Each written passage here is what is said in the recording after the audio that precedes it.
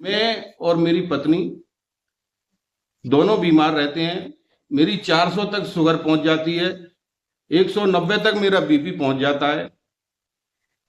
और ये चीज सपना को पता है, इसीलिए बार बार ये कंट्रोवर्सी करके, ये गलत गलत वीडियो डाल करके हमारा दर्द और बढ़ा रही है।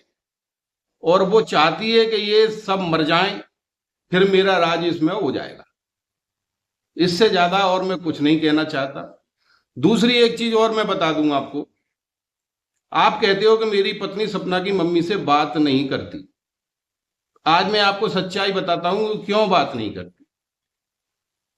मेरे दोनों बेटे खत्म हुए। सपना की मम्मी आई, रात में ही आ जाती थी, सब कुछ होता था। आगरा में सबसे पहले वही पहुंची थी। मैं तो यहाँ शिवपुरी में था। मैं तो यहाँ से लगभग 3:30 या 3:30 बजे वहां गांव पहुंचा हूं। मुझे नहीं मालूम है इन्होंने पोस्टमार्टम क्यों नहीं कराया, क्या नहीं किया। जब ये पहुंच गए थे तो इनको कराना था। इनको जो भी लग रहा था वो उनको कराना था। और सपना एक दिन पहले ही सादाबाद में, जो मेरे गांव से 5 या 6 किलोमीटर दूर है, पेट्रोल पंप है, इससे मिलके गई है। और इसके साथ इसका पूरा परिवार था।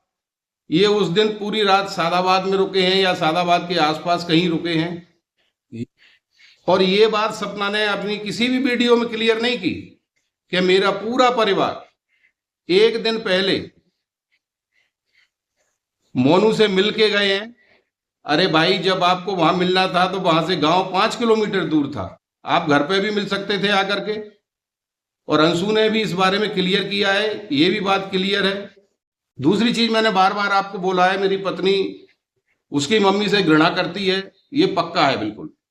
और करती रहेगी आजीवन, जिंदगी भर। क्यों? मेरे दोनों बेटे खत्म हुए। इसकी मम्मी एक मिनट भी मेरी मिसेज के पास आकर के नहीं बैठी, सांत्वना देने के लिए नहीं बैठी कि कोई बात नहीं है, हम आपके साथ हैं। अब ऐसी औरत से मेरी मिसेज कैसे संपर्क बनाएगी, इस बारे में भी आप मुझे अपना क्लियर स्टैंड बताएं। अंशु के वीडियो पे बोलें, राहुल के वीडियो पे बोलें, मैं दोनों के आपके जो रिएक्शन है वो सब सुनूंगा और उचित जवाब भी दूंगा। ये संपत्ति मेरे लिए गौण है। मैं गवर्नमेंट टीचर हूं। मुझे, मेरे लिए और मेरी पत्नी के लिए आजीवन गवर्नमेंट से खाने को 2 रोटी मिल जाएंगी। और मुझे इस संपत्ति का कुछ नहीं करना है। मैं क्या करूंगा इस संपत्ति का, बताइए आप लोग। ये दोनों मेरी बेटे की जो मेरी निशानी है, मेरी खून है, दोनों बच्चियों को जाएगी ये संपत्ति और किसी को नहीं जाएगी।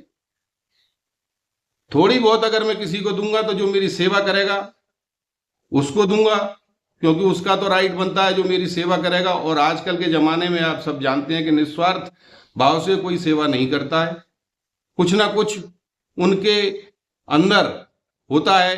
भाइयों बहनों, एक चीज और मेरे मन में है।